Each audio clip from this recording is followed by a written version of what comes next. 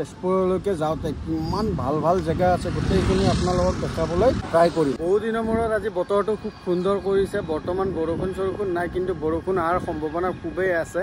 কিন্তু বতৰটো বহুত দিনৰ মূৰত আজি বহুত ঠাণ্ডা পৰিছে, সুন্দৰ লাগিছে। খাৰুপেটীয়া দলগাঁও ক্ৰছ কৰি আহিলোঁ, ক'তো ভিডিঅ' নবনালোঁ, অশান্তি লাগি গৈছে। খাৰুপেটীয়াত ইমান ট্ৰাফিক হয়, সেইটো কাৰণত ইয়াত ৰখিছোঁ বতৰটোৰ কাৰণে। আপোনালোকে সম্পূৰ্ণ চাই থাকক, ভিডিঅ'টো শেষলৈকে চাওক, আপোনালোকে গম পাই যাব।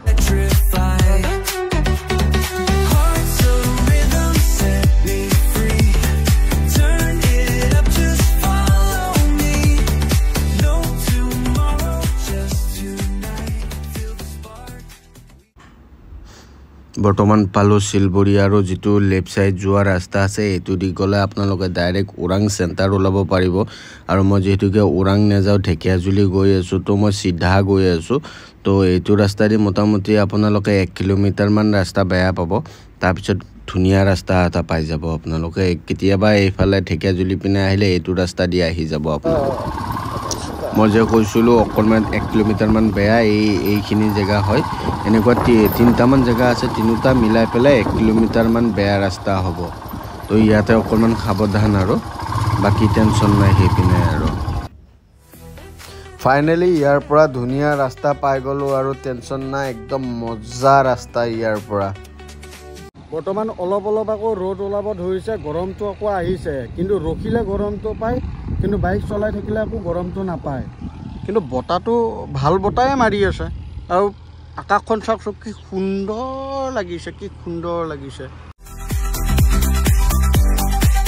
শিলবৰীৰ পৰা ঢেকীয়াজুলি ওলাব পাৰি ৰাস্তা, সেইটো ৰাস্তা একদম মজা ৰাস্তা। কিন্তু অলপ বেয়া আছে, 1 কিলোমিটাৰমান ধৰি লওক বেয়া।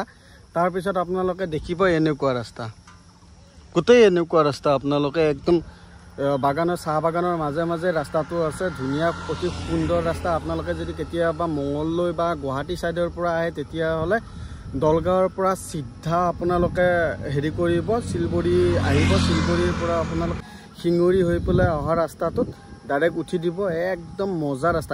অলপ অলপ বৰ্তমান ৰ'দো দি আছে, অলপ অলপ বৰষুণো দি আছে, কিবা এটা ভাল লাগি আছে। কিন্তু ৰখি আছোঁ যে, ৰখি থাকিলে গৰম খুব লাগে, কিন্তু বাইকখন চলাই থাকিলে অতি সুন্দৰ লাগে। এতিয়া অকণমান অকণমান বৰষুণ দি আছে, অলপ অলপ।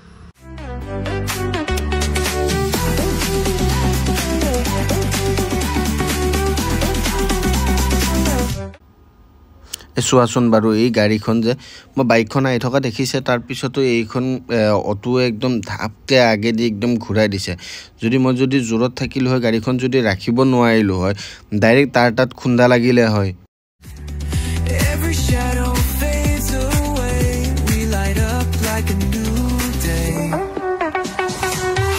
এতিয়া আহি পালোঁ ঢেকীয়াজুলি, শিঙৰি মন্দিৰ চন্দিৰ গোটেই ক্ৰছ কৰি আহি পালোঁ। আপোনালোকক কেতিয়াবা শিঙৰি মন্দিৰটো পাৰিলে দেখাম বাৰু। আজি ডিউটি মোৰ সেইটো ছাইড নাই, যিহেতুকে মই সেইটো ছাইড নগ'লোঁ। কিন্তু সময়ো নাই, এইপিনে সময় বহুত দেৰি হৈ গৈছে। এতিয়াতো 10:30 বাজিলে। তো এতিয়া ঢেকীয়াজুলি পাইছোঁ। ঢেকীয়াজুলি এইটো গেটটো যে আছে, এই গেটটো পাইছোঁ আৰু। এটা কথা, মই যিমান আহিছোঁ গোটেই মানে বাগান দেখি আছোঁ। বৰ্তমান গোটেই বাগান দেখি আছোঁ। তো ইয়াৰ কাৰণটো কি, এইফালে যিমান আহি থাকোঁ সিমানে বাগান দেখি থাকোঁ যে। আমাৰ সেইটো ছাইড কি বাগান নহয় নেকি? মানে চাহৰ খেতিটো নহয় নেকি?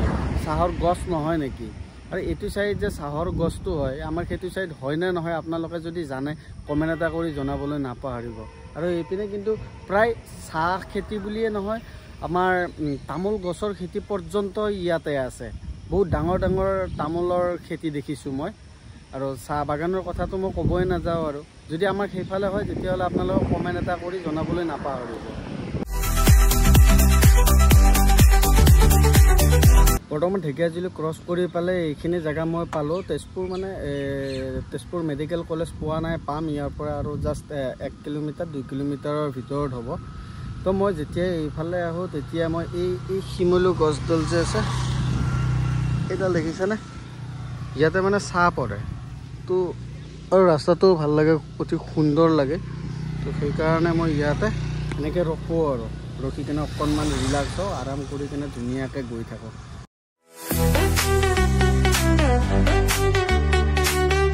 ৰাতিপুৱা আহোঁতে ধুনীয়া বতৰ কৰি আহিছিলে, আৰু এতিয়া মই ৰিটাৰ্ণ হৈ আছোঁ ঘৰলৈ।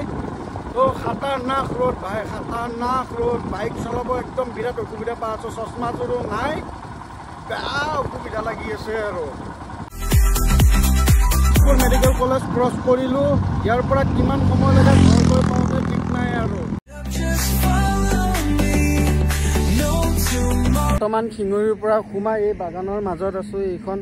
এইখন হ'ল চাহ বাগান হয়। চাহ বাগানৰ মাজত আছোঁ আৰু বতৰটো চাওক আপোনালোকে, একেবাৰে বেয়া কৰি আহিছে। এইখিনি বাৰু অকণমান ৰ'দৰ কাৰণে চাগে তেনেকুৱা হৈছে, কিন্তু মানে বতৰটো একেবাৰে ডাৱৰীয়া হয়। তো কি হয় নাজানো আৰু। যদি বৰষুণ দিয়ে ৰেইনকোট চেইনকোট গোটেইখিনি আছে। তো এতিয়া টাইমো হ'ল মোটামুটি 6:20 হ'ল।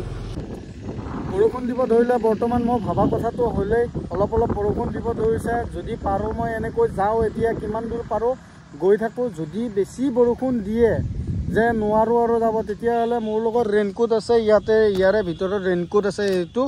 তো ৰেইনকোটটো পিন্ধি ল'ম, ধুনীয়াকৈ পিন্ধি লৈ গৈ থাকিম একদম বিন্দাছ লাহে লাহে। আৰু এইখিনি সময় মানে বাইক জোৰকৈ চলাব নোৱাৰি না। তো লাহে লাহে 40-50 পিকআপত আহি আছোঁ। তো কি হয় দেখা যাওক। যদি বৰষুণ দিয়ে আৰু তেতিয়াহ'লে ৰেইনকোটটো পিন্ধি ল'ম আৰু, নে কি কয়। ফাইনেলি পূৰা বৰষুণ দিলে উপায় নাই। ৰেইনকোটটো চাওক আপোনালোকে, ফুল ৰেইনকোট পিন্ধি ল'লোঁ। এতিয়া ফুল ৰেইনকোট পিন্ধি ল'লোঁ, আপোনালোকে চাওক। এতিয়া মানে পূৰা বৰষুণ জোৰতে বৰষুণ দিছে। আপোনালোকে চাওক, এইখন চাওক, গম পাব এইবিলাক চাওক। পূৰা জোৰতে বৰষুণ দিছে, উপায় নাই। এতিয়া ধুনীয়াকৈ বাইকত উঠোঁ, এতিয়া গৈ থাকোঁ। আপোনালোকে শেষলৈকে ভিডিঅ'টো চাব আৰু ভিডিঅ'টো ভাল পালে লাইক, কমেণ্ট, শ্বেয়াৰ আৰু ছাবস্ক্ৰাইবটো কৰিবলৈ নাপাহৰিব। এই বাৰিষা বতৰত আপোনালোকে যিমান পাৰে গাড়ী লাহে লাহে চলাব, নিজৰ কণ্ট্ৰলত চলাব। কাৰণ এক্সিডেণ্টবিলাকতো আজিকালি জানে কিমান ধৰণত কেনেকৈ কি এক্সিডেণ্ট হৈ আছে। তো প্লিজ অনুৰোধ কৰিছোঁ সকলোকে যে একদম লাহে লাহে গাড়ী চলাব। ফাইনেলি ৰেইনকোট চেইনকোট খুলি দিলোঁ, যিহেতুকে বৰষুণ কমি গ'ল। এতিয়া ধুনীয়াকৈ ৰেইনকোট খুলি আকৌ গৈ আছোঁ। বৰ্তমান মই আছোঁ খাৰুপেটীয়াৰ ফকীৰপাৰা চেণ্টাৰত আছোঁ। তো খাৰুপেটীয়া ক্ৰছ কৰি আহি পেলাই, আমাৰ ঘৰৰ ফালে আহিলে খাৰুপেটীয়া ক্ৰছ কৰি আহি পেলাই পায়। ৰাস্তাৰ হালাত ইমান বেয়া হৈছে, এই ৰাস্তা চাওক। মই বৰ্তমান এতিয়া ঘৰ পাই গ'লোঁ। এতিয়া সময় 9:30 বাজিলে, 9:21। তো ভিডিঅ'টো ভাল পালে লাইক, কমেণ্ট, শ্বেয়াৰ আৰু ছাবস্ক্ৰাইব কৰিবলৈ নাপাহৰিব।